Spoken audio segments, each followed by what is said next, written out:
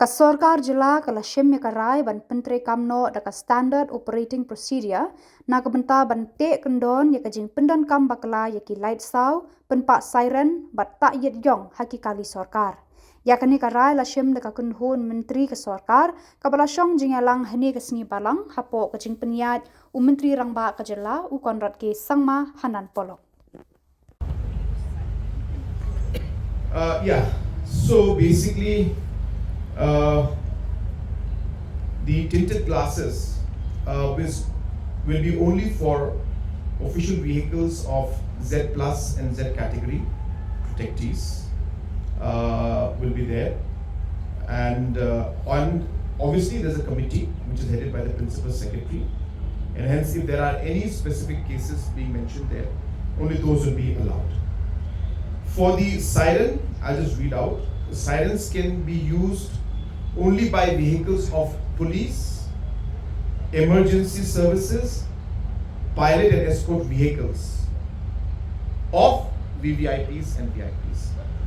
So that means that only the police vehicles, the pilot escorts of the VVIPs and VIPs can use the siren. So it is limited to police, emergency services, which obviously means ambulances and fire service and others. So these are the first, and as I said, there's a committee headed by the principal secretary, and if there are any other categories that need to be included, this committee headed by principal secretary will be authorized to then notify if any other individual or categories need to be included in this. But as of now, as I said, as per the notification that we are giving, only the police, only the pilot escorts of the VVIPs and VIPs will be allowed to use the siren. The lights and beacons, we have made it very clear that the red light and beacons are not going to be allowed by anybody, because that's the national law.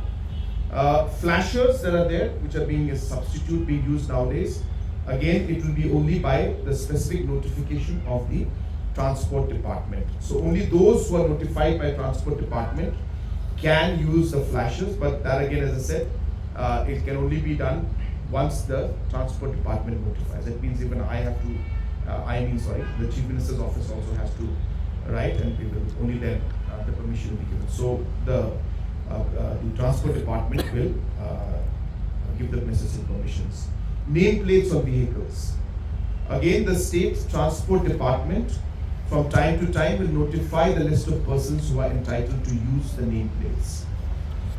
We are very particular because randomly a lot of people have a lot of process of putting up nameplates which are done in a very random manner. Hence, this is something that we feel needs to be monitored and controlled, and therefore we will be having a system to monitor that. And again, as I said, Transport Department will only approve who can put up. So you cannot just randomly put up, nameplates or flashers as you wish. You have to take specific permission from it. So as of now, as I said, nobody is, as far as this notification is concerned, the State Transport Department will have to give that list of persons who will be allowed and those who want to put up, because we know that sometimes individuals from organizations also end up putting up. So those kind of things will not be allowed without the permission of the State Transport Department. The flag post and the use of national flag is as per the para 3.44 of the Flag Code of India 2002, and that's a long list of people that is SOPs will be followed as per that.